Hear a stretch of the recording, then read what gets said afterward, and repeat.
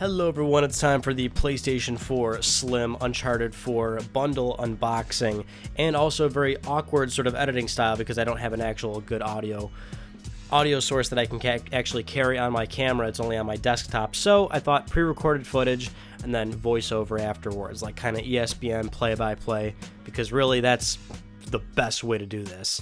Alright, cracking right into the box. Funny that it's Uncharted 4 because the last time Sony did a Slim PlayStation was Super Slim PlayStation 3, and that came with Uncharted 3, so it's coming full circle here with Uncharted 4. As always, it's kind of like a box in a box because then the next box is a blank box, only has the logos on it. Mildly disappointing, but the real important thing is what's inside. So we're going to crack into this guy right now. And you can see me struggling a little bit. I actually should have probably just watched another unboxing beforehand, but really I think the best way to go into these things is sort of a clean slate, just to be thoroughly surprised in case any sort of foreign object is in there, maybe like a lizard or something. I don't know. You know, that probably shouldn't be in a PS4 box, but if it was, that'd be pretty awesome. All right. So we're cracking into it right now. Manuals and whatnot, paperwork, really whoever reads those goddamn things. What's really important is something like this, Uncharted 4. There's our copy right there. Beautiful stuff there. If you haven't played it, I encourage you to do so.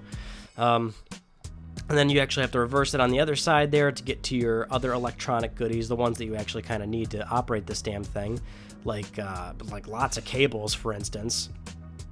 Got the power cord, your HDMI cord, your USB cable if you want to use that, or the the 3.5 millimeter headphones that they give you, which granted they're shitty, but hey, you know, there's an option if you're just starting out with a brand spanking new PS4 and you got no other microphone option. Also the new DualShock 4, quote unquote new DualShock 4, because realistically all they did was add a little light pass through for the touchpad, and actually the buttons, they chose a lighter shade of, like, not even a lighter shade, it's just like they used gray buttons now. At original DualShock 4s, the buttons are black, so now they chose like a light gray option for the buttons. Put all that aside. We really don't want to look at all that right now. That'll stay there. And we'll look at the actual coup de grace, so to speak, the actual PlayStation 4. I'll tell you right now, it's actually very light, which is great. Not that you're going to be lugging this thing around too often, but if you are in a situation where you have to do that, this is certainly a great option for you. There it is, the Slim PlayStation 4. It's a PS4. It's still going to work as it always does. There's the back. There's the front. It'll be a great solution for a lot of people that are just buying into PS4 right now. But get a good look at it, because that is the standard PlayStation 4 model moving forward.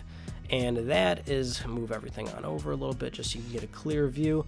That is essentially everything that you're going to be getting right in the box, right there.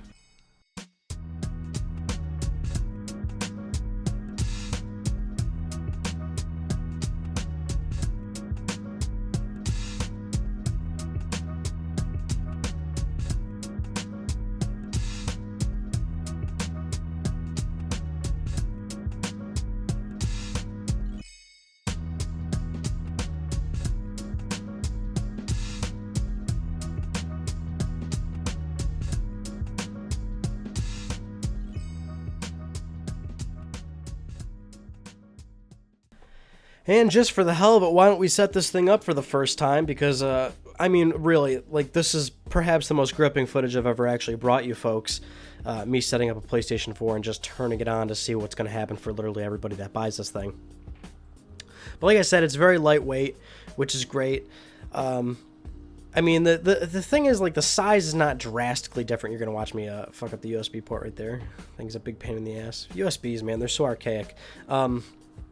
I feel like, you know, the PS4 to PS4 Slim, yeah, obviously it's smaller. Sony traditionally loves slimming down their consoles. Not that it's like not a great change though, you know what I'm saying? Like, it's in terms of the actual size. Like for example, something more substantial was like fat PlayStation 3 to slim PlayStation 3. You know, like that was a huge cut of meat was taken off that thing for sure. And that was like definitely like a good choice too, because the PS3, the original PlayStation 3 was like an 11-pound monster more or less. Granted, I love the design of that console, and I'm not too favorable of this console design right here, but you know, that was a substantial like redesign. And right here, it's like more of the same, but still a great choice nonetheless. I mean, that's the thing too, is that this is the baseline PS4 now. So if you are in the market for a PlayStation 4, it's going to get to the point where you'd have to go out of your way to find the old model. This is going to be the new one, and it's going to be living alongside the PS4 Pro. Here I am just logging in and everything. Now, actually, if you're buying the system like relatively soon, these are running the old firmware, so these do not have 4.0 installed. So one thing you're going to want to do pretty much right away is just, I can't even find it right now, go down to system update and bring your system up to 4.0. And this is where you, and if you're just joining PlayStation for the first time, this is where you join the lovely parts of owning a console, which is the constant updating. And it's at times like these where you definitely want to either make a sandwich or at the very least contemplate how you've reached this point in your life and figure out where you went wrong. Now the update is finished, kind of, almost, not quite. Hold on. Wait. Oh, wait. Oh, more bars. Sorry. Yeah, more bars. This always happens. If this is, of course, a great reference to the PlayStation 3 lifestyle, where we didn't have any sort of automatic updates or background updates. You typically had to just sit there and watch it for a very long period of time. It was even, like, it was way worse, too, like, when we didn't have a firmware update for PS3 where you had to sit there and watch demos download, and you could not put them in the background. Boy, that was rough. Those were the days, huh? Does anybody remember those days? I sure as hell do. I have nightmares about them. Anyway, system is booted up now. It's sitting on 4.0. For some reason, my network always says that every time I start up, every time I turn on my PS4, it tells me, like, cannot connect to network or something, even though it immediately signs me in and everything's okay. But there we go. We're on 4.0 now.